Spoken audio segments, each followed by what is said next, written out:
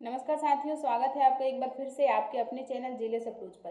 चलिए, पिछली कक्षा में हमने वीर रस और अद्भुत रस पर चर्चा किए थे। आज हम बात करेंगे शांत रस की, वात्सल्य रस की और भक्ति रस की। तो जब हम शांत रस की बात करते हैं तो शांत रस का स्थायी भाव होता है निर्वेद। क्या होता है? निर्वेद। अब बात करें कि शांत रस किसे कहते हैं, किन पंक्तियों में पता चलेगा कि इसमें शांत रस है। तो जिस काव्य में मानसिक शांति, सांसारिक वैराग्य और ईश्वर के प्रति भक्ति की भावना जहाँ दृष्टिगोचर होती है, वहाँ हमें शांत रस मिलता है।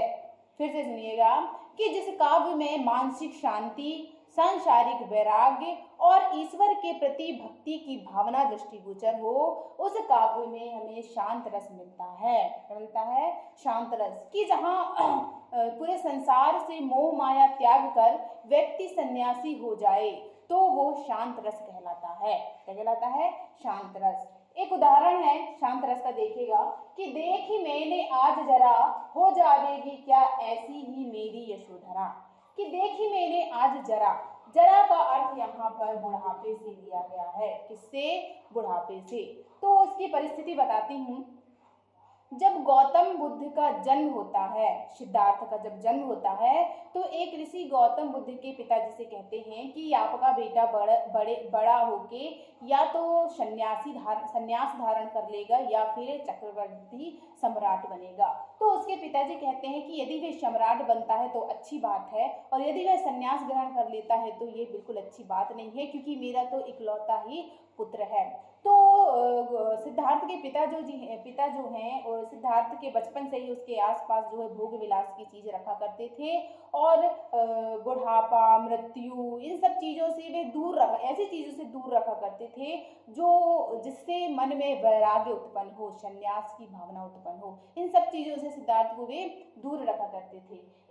अब समय आ गया कि जो सिद्धार्थ होते हैं वे युवावस्था में आ जाते हैं और उनकी शादी एक बहुत ही सुंदर स्त्री यशोधरा से हो जाती है। फिर उनका एक पुत्र भी होता है। फिर बीच में वो जो है बिन कहे किसी से ऐसे बाहर निकलते हैं, घर से बाहर अपने सारथी के साथ रथ में बैठ के। तो एक जगह उन्हें एक बूढ़ा व्यक्ति मिलता है कि देखी मैंने आज जरा। एक व्यक्ति जर्जर अवस्था में बैठा मिलता है। तो वह अपने साथी से पूछता है कि ये क्या है, इसकी ऐसी दशा कैसे हो गई। तब वह बताता है कि ये व्यक्ति बूढ़ा है, कि एक दिन सबकी स्थिति ऐसी होने वाली है, एक दिन सब जो है बुढ़ापे को प्राप्त होने वाले हैं। हो जाएगी क्या ऐसी ही मेरी यशोधरा। तो सिद्धार्थ क्या पूछते हैं सारथी से कि क्या ऐसी ही स्थिति, ऐसी ही दशा मेरी यशोधरा की भी हो जाएगी। तो सारथी कहता है बिल्कुल, एक दिन सबको बुढ़ापा आना है, एक दिन सबको मृत्यु आनी है। फिर सिद्धार्थ आगे बढ़ता है और आगे देखता है कि एक रोगी व्यक्ति वहां उसे मिलता है। फिर आगे बढ़ता है और देखता है कि किसी की मृत्यु हुई रहती है और उसे शमशान की तरफ ले जाया जाता है। तो सिद्धार्थ जो है समझ जाता है कि एक ना एक दिन समस्त व्यक्तियों की स्थिति भी ऐसी होगी कि जिसने जन्म लिया है उसकी भी मृत्यु होगी। तो ये सब चीजें देखकर सिद्धार्थ के मन में जो है वैराग्य का भाव उत्पन्न हो जाता है। क्या हो जाता है? वैराग्य का भाव उत्पन्न हो जाता है, और पूरे संसार से मोह माया त्याग करके सिद्धार्थ जी जो हैं संन्यास को ग्रहण कर लेते हैं। संन्यास को वे ग्रहण कर लेते हैं। तो जिस पंक्ति से पता चले कि किसी नायक के द्वारा, किसी पात्र के द्वारा संन्यास की भावना जाग रही है, वैराग्य की भावना उसके मन में जाग रही है, तो वह पंक्ति जो है शांत रस की पंक्ति कहलाएगी। ठीक है। अब देखते हैं इस पंक्ति में आश्रय आलंबन। तो किसके मन में जो है निर्वेद का भाव जाग रहा है? तो सिद्धार्थ के मन में निर्वेद का भाव जाग रहा है। अब आश्रय आलंबन किसके कारण, किसके प्रति निर्वेद का भाव जाग रहा है? तो वचन सुनकर वो सिद्धार्थ जो बताता है, विषार्थी जो सिद्धार्थ को बताता है कि एक न एक दिन तो सबकी ऐसी स्थिति होने वाली है। तो ये सब सुनकर जो है, और यशोधरा को के प्रति उनके मन में जो है निर्वेद का भाव जागता है, पूरे संसार के प्रति निर्वेद का भाव जागने लगता है, क्योंकि उन्हें पता चल जाता है कि एक दिन सबकी मृत्यु होनी है, सब व्यर्थ है। अब उद्दीपन जो सारथी द्वारा जो बताया जाता है कि सबको सबकी स्थिति ऐसी होगी, सब मृत्यु को प्राप्त होंगी, सबको बुढ़ापा आएगा, सब रोगी होते हैं। तो जो सारथी के जो वचन हैं वह सिद्धार्थ के लिए उद्दीपन का कार्य करते हैं। अनुभव सिद्धार्थ जो है क्या चेष्टा, क्या प्रतिक्रिया करेगा? वह संन्यास को धारण करेगा, संन्यास को धारण कर लेता है। अब उसके मन में क्या भावना आती है, संचारी भाव क्या आता है, ग्लानि क्या उत्पन्न होती है, कि ग्लानि उत्पन्न होती है, कि पूरा संसार के प्रति उसके मन में ग्लानि उत्पन्न होने लगती है और पूरे संसार से मोह माया त्याग कर वे संन्यास को धारण कर लेते हैं। तो निशांत जो शांत रस की जो पंक्ति है उससे आपको स्पष्ट पता चलेगा कि पंक्ति जो है वैराग्य की बात कर रही है, संन्यास की बात कर रही है, पूरे संसार से मोह माया त्यागने की बात कर रही है, तो वो पंक्ति शांत रस की पंक्ति होगी। ठीक है, आगे बढ़ते हैं और बात करते हैं वात्सल्य रस पर। तो वात्सल्य रस का स्थायी भाव होता है संतान विषयक रति। क्या होता है, संतान विषयक रति। इसी को स्नेह और ममता भी कहते हैं, ममता और स्नेह भी इसी को कहते हैं। अब वात्सल्य रस क्या है कि भाई अपने संतान के प्रति, अपने शिष्य के प्रति, अपने अनुज के प्रति जो प्रेम का भाव उत्पन्न होता है उसे ही वात्सल्य रस कहते हैं। ठीक है, तो वात्सल्य रस को दो भागों में बांटा गया है, संयोग वात्सल और वियोग वात्सल। जब हम संयोग वात्सल की बात करते हैं तो जब संतान और माता पिता पास पास होते हैं, साथ होते हैं, तो वह स्थिति संयोग रस की होती है। और जब संतान जो है अपने माता पिता से दूर हो जाती है, दूर की स्थिति का वर्णन होता है, तो वह वियोग वात्सल्य की बात करती है। ठीक है, तो संयोग वात्सल्य का बहुत बढ़िया उदाहरण है कि मैया कब ही बढ़ेगी चोटी, कितने बार मुँह दूध पियत भई, ये अजहू है छोटी। तो परिस्थिति बताती हूँ कि श्री कृष्ण जो है उनको बलदाव की चोटी बहुत अच्छी लगती थी। एक दिन श्री कृष्ण ने माता यशोदा से पूछ लिया कि मैया मेरी चोटी इतनी छोटी है और दाऊ की चोटी इतनी बड़ी क्यों है। तो मैया कहती हैं कि दाऊ जो है प्रतिदिन कच्चा दूध पीता है और तू तो दूध ही नहीं पीता, तो तेरी चोटी कैसे बढ़ेगी, तू डेली दूध पिएगा तो तेरी चोटी बढ़ जाएगी। अब क्या करते हैं कृष्ण भगवान जो है दूध पीते हैं, तो जब वे एक गिलास लेते हैं, गिलास में दूध रहता है, एक घूंट दूध पीते हैं और अपनी चोटी को देखते हैं कि अरे ये तो अभी भी नहीं बढ़ी। फिर दूसरी घूंट पीते हैं, फिर कहते हैं कि अरे मेरी चोटी तो अभी भी नहीं बढ़ी। इस दिन 2-4 दिन हो जाते हैं, वे अपनी चोटी को प्रतिदिन देखते हैं लेकिन उनकी चोटी में कोई परिवर्तन नहीं आता, उनकी चोटी छोटी के छोटी ही रहती है। एक दिन तंग आकर वे माता से पूछ ही लेते हैं, क्या पूछते हैं कि मैया कभी बढ़ेगी चोटी, कि मैया मेरी चोटी कब बढ़ेगी, कितने बार मुझे दूध पिया, कितनी बार मुझे दूध पीते हो गए, ये अजहू है छोटी, ये अभी की अभी छोटी ही है। तो श्री कृष्ण जो है बोलते हैं ऐसी तुतलाई भाषा में यशोदा माँ से, तो यशोदा मैया के मन में जो है प्रेम का भाव, वात्सल्य का भाव, स्नेह का भाव जागृत हो जाता है।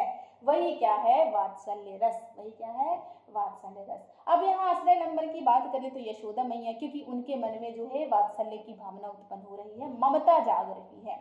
फिर विषयालंबन क्या हो जाएगा, श्री कृष्ण की, श्री कृष्ण जी के प्रति जो है ममता जाग रही है। उद्दीपन क्या हो जाएगा, जो श्री कृष्ण भगवान तोतली भाषा में उनसे बोल रहे हैं ना कि मैया देखो ना मेरी चोटी तो अभी की अभी छोटी है, मैं कब से दूध पी रहा हूँ लेकिन मेरी चोटी नहीं बढ़ रही। जो वो तोतली भाषा में बोल रहे हैं तो उनका तोतली भाषा में बोलना उद्दीपन का काम कर रहा है ना। अब अनुभव, क्या चेष्टाएं, क्या प्रतिक्रियाएं यशोदा मैया की होंगी उस समय कि भाई आपके पास, आपके सामने एक छोटा बालक हो, तोतली भाषा में बोले आपसे, तो आप क्या करोगे, आप उसे गोद में उठा लोगे, उसे लाड करने लगोगे, है ना। तो यही प्रतिक्रिया जो है यशोदा मैया भी करती है, श्री कृष्ण को गोद में उठाती है और उसे लाड करने लगती है। संचारी भाव कौन कौन से जागते हैं, हर्ष का भाव जागता है यशोदा मैया के मन में, वो खुश हो जाती हैं, और गर्व का भाव जागता है, उत्सुकता जैसे संचारी नामक भाव यशोदा मैया के मन में जागते हैं। ठीक, आगे बढ़ते हैं, बात करते हैं वियोग श्रृंगार की। तो वियोग श्रृंगार वही जिसमें संतान के प्रति विछोह का वर्णन हो, कि संतान माता पिता से दूर हो, तो जब वहाँ ऐसा, जब इस परिस्थिति का वर्णन हो तो वह वियोग वात्सल्य रस कहलाता है। उदाहरण देखते हैं, संदेश देवकी सो कहियो, हाथों धाय तिहारे सुत की, दया करत ही रहियो, तुम तो टेव जानते ही हो, तव मोही कही भावे, प्रातः उठत मेरे लाल लड़े, तही माखन रोटी खावे। क्या कहती हैं यशोदा मैया, यहाँ सुनिए। तो बात उस समय की है जब अक्रूर जी गोकुल आते हैं श्री कृष्ण को मथुरा ले जाने के लिए, तो यशोदा मैया जो है वे क्या कहती हैं अक्रूर जी से कि संदेश देवकी से कहियो, कि हे अक्रूर जी मेरा एक संदेशा देवकी से कहना। कौन सा संदेशा है, सुनना, कि हाथों धाय तुम्हारे शुद्ध की, कि वैसे तो मैं तुम्हारे सुत अर्थात होता है पुत्र, तुम्हारे पुत्र की धाय हूँ, मतलब पालन पोषण करने वाली हूँ, दया करत ही रही हो, फिर भी मुझ पर थोड़ी बहुत दया करते रहना, श्री कृष्ण को कभी कभी मेरे पास भेजते रहना।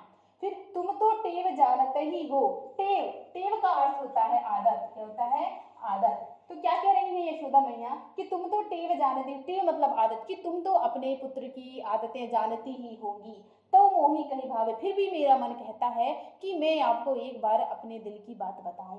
प्रातः उठत मेरे लाल लड़ेती मान माखन रोटी का खायो, कि प्रातः उठते ही मेरा लाल, मेरा पुत्र अर्थात श्री कृष्ण, कि सुबह उठते ही मेरे पुत्र जो है, मेरा पुत्र जो है माखन रोटी खाता है, कि सुबह उठते ही मेरे पुत्र को माखन रोटी पसंद है। ऐसा संदेश कौन दे रही है? यशोदा मैया दे रही है। किसे? अक्रूर से कह रही है कि देवकी से जाके ऐसा कह देना, ठीक है। तो जिस पंक्ति में जो है पुत्र के विछोह का वर्णन मिले कि यहाँ पे श्री कृष्ण जी अब मथुरा चले जाएंगे, अक्रूर जी उन्हें लेने आ गए, तो उसी समय यशोदा मैया के मन में जो है वियोग वात्सल्य का भाव जागता है। आश्रयालंबन कौन? यशोदा मैया, क्योंकि उनके मन में वियोग का भाव जाग रहा है। विषयालंबन किसके प्रति? श्री कृष्ण के प्रति वियोग का भाव जाग रहा है। अब बात करें उद्दीपन की, तो उद्दीपन वही जो वे नटखट हरकत करते हैं श्री कृष्ण भगवान जी, जो तोतली बोली बोलते हैं, जो उधम मचाते हैं, वे उनके लिए क्या है? वे उनके लिए उद्दीपन है। लेकिन वियोग वात्सल्य का उद्दीपन है कि भैया दूर हो रहा है श्री कृष्ण भगवान, फिर भी उनके मन में जो है वात्सल्य जाग रहा है। अब बात करें कि अनुभाव की, क्या प्रतिक्रिया करती है यशोदा मैया, तो यशोदा मैया अपने पुत्र को पुनः गले लगाएंगी, उसे उसे लाड़ करेंगी, दुलार करेंगी कि अब जो मेरा बेटा है मेरे साथ नहीं रहेगा, वे तो मेरे से हमेशा के लिए दूर हो गया है ना। अब बात करें कि संचारी भाव की, तो कौन से भाव वियोग वात्सल्य के समय यशोदा मैया के मन में जाग रहे होंगे? विषाद, है ना, विषाद, दुख हो रहा है यशोदा मैया को जब श्री कृष्ण भगवान उनसे दूर जा रहे हैं, ठीक है। तो जिस पंक्ति में संतान और माता पिता के विषयों का वर्णन हो, वह पंक्ति वियोग वात्सल्य की पंक्ति होती है, ठीक है। अब आगे बढ़ते हैं और बात करते हैं भक्ति रस की। तो भक्ति रस का जो स्थायी भाव होता है वह होता है ईश्वर विषयक रति, ईश विषयक रति, ईश विषयक रति। ऑप्शन में यदि आपको पूछ ले कि भक्ति रस का स्थायी भाव क्या है, और ऑप्शन में ईश विषयक रति ना देकर सिर्फ रति दे, तो आप रति पे चिन्ह लगाएंगे। यदि आपको पूरा पूरा ईश विषयक रति दिया है तो ईश विषयक रति तो है ही भक्ति रस का स्थायी भाव, लेकिन यदि पूरा ईश विषयक रति ना देकर सिर्फ आपको रति दे दिया जाए और पूछे भक्ति रस का स्थायी भाव क्या है, तो आप रति पर भी चिन्ह जो है लगा सकते हैं, ठीक है। अब भक्ति रस क्या है? तो जिस काव्य में ईश्वर के प्रति प्रेम, गुरु के प्रति प्रेम और अनुराग का वर्णन हो, वह भक्ति रस कहलाता है। वहां क्या होता है? भक्ति रस। कि जिस काव्य में, जिस पंक्ति में ईश्वर के प्रति और गुरु के प्रति प्रेम और अनुराग की बात कही जाए, वह पंक्ति जो है भक्ति रस की पंक्ति होती है। उदाहरण देखते हैं कि तू करता तू भया, तुझमें रही न हूं, बारी फेरी बली गई, जित देखा तित तू। पंक्ति जो है कबीरदास की पंक्ति है। कबीरदास जी क्या कहते हैं सुनिएगा कि तू करता तू भया, अर्थात तेरा नाम लेते लेते मैं जो हूँ तुझमें ही समा गया हूँ, अर्थात तू ही हो गया हूँ, मेरा मुझ में कोई अस्तित्व ही नहीं रह गया, मैं तो सिर्फ तुझमें ही समा गया हूँ। मुझमें रही न हूँ, मेरे अंदर कोई हूँ का अर्थ यहाँ अहंकार से लिया गया है। किससे लिया गया है? अहंकार से। कि मेरे अंदर जो अहंकार भरा था, तेरा नाम लेते लेते वह भी कैसा हो गया है? खत्म हो गया है। बारी फेरी बली गई, मैंने तेरा नाम इतनी बार ले लिया है कि मेरे अंदर जो अहंकार था उसकी बलि चढ़ गई है। उसकी क्या हो गई है? बलि चढ़ गई है। जिद देखा थे तू, अब तो जिधर देखता हूँ उधर मुझे तू ही नजर आता है। तो ये जो पंक्ति है इससे स्पष्ट होता है कि किसी भक्त की भावना का वर्णन यहाँ किया गया है कि कबीरदास जी अपने स्वामी के प्रति ये बात कह रहे हैं कि तेरा नाम लेते लेते ही मैं तुझ में समा गया हूँ, तू ही हो गया हूँ, और तेरा नाम मैं इतनी बार ले लिया हूँ कि मेरे अंदर जो अहंकार था वह अहंकार नष्ट हो गया है। अब जिधर देखता हूँ उधर मुझे तू दिखाई देता है। एक और पंक्ति है भक्ति रस की, सुनिएगा कि पायो जी मैंने राम रतन धन पायो। मीराबाई की पंक्ति है कि मैंने राम रतन धन पायो, वस्तु अमोल लख दी मेरे सतगुरु कृपा कर अपनायो। तो मीराबाई की जितनी भी पंक्ति हैं वे सारी पंक्तियां भक्ति रस के अंतर्गत आएंगी। ठीक है कि मीराबाई जो है श्री कृष्ण को ईश्वर के रूप में पूजती थी। वहां श्रृंगार रस नहीं होगा क्योंकि मीरा और कृष्ण जो है नायक और नायिका नहीं है, वे सिर्फ ईश्वर और भक्त की बात मीराबाई की पंक्ति में मिलती है। वहाँ श्रृंगार रस का कोई जो है अंश नहीं मिलता है। तो मीराबाई की जितने भी पद आपको आ जाएं वे सारे पद जो है भक्ति रस के होंगे। ठीक है, तो आशा करती हूँ आपको पूरे 11 के 11 रस समझ में आई होंगे।